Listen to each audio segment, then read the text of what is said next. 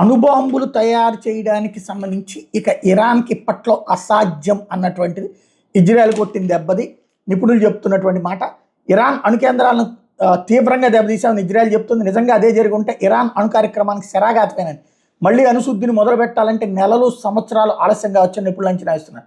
అణుశక్తి కేంద్రాలకు అవసరమైనటువంటి యురేనియంని తయారు చేసే కేంద్రాల విషయంలో ఇంకా సాధించాల్సింది చాలా ఉన్న సమయంలో ఇజ్రాయెల్ దాడితో అది మరింత జాప్యం కావచ్చు అంటున్నారు. అణు ప్లాంట్ బ్యాకప్ విద్యుత్కి సంబంధించినటువంటి వ్యవస్థను ఇజ్రాయెల్ ధ్వంసం చేసిందని, సున్నితమైన పరికరాలు వాటిలో ఉన్నాయని వార్తలు వస్తున్నాయి. ఇరాన్ అణు కార్యక్రమం 2018 నుంచి వేగం పుంజుకుంది. యురేనియం శుద్ధికి సంబంధించినటువంటి పరిమితి ఒప్పందం నుంచి అమెరికా వైదొలగడంతో అణ్వాయుధాన్ని తయారు చేసే కార్యక్రమాన్ని ఇరాన్ చేపట్టింది.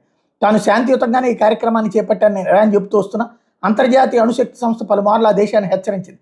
ఒకవేళ ఇరాన్ అణు కార్యక్రమాన్ని కొనసాగిస్తే అణుబాంబుల తయారీకి అవకాశం ఉంటుందని పేర్కొంది.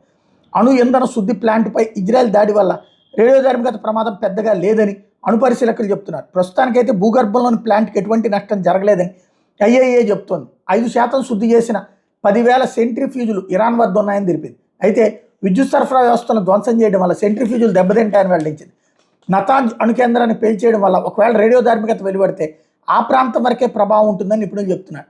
ఇటువంటి దాడుల వల్ల స్వల్ప స్థాయిలోనే యురేనియం విడుదలవుతుందని వెల్లడించారు.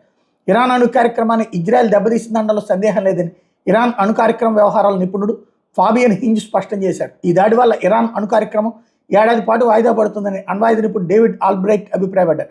శుద్ధి చేసే ప్లాంట్ దగ్గర యురేనియం లీక్ అయిన సమయంలో వ్యక్తి ఉన్నా అంత పెద్ద ప్రభావం ఉండదు.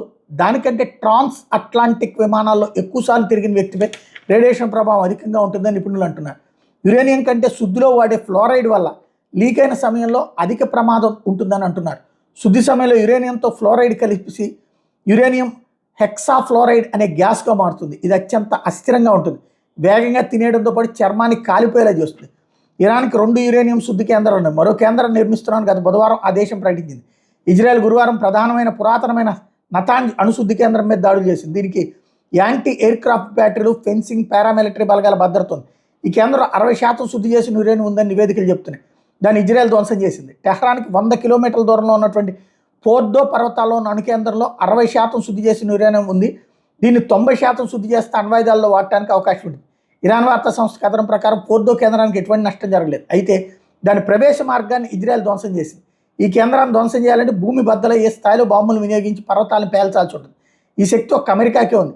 భారీ విమానం నుంచి పెద్ద బాంబులు వేయాల్సి ఉంటుంది. ఈ విమానాలు బాంబులు ఇజ్రాయెల్ దగ్గర లేవు. ఈ కారణంగా ఆ కేంద్రానికి విద్యుత్ సరఫరాను దెబ్బతీయాలని ఇజ్రాయెల్ భావిస్తోంది.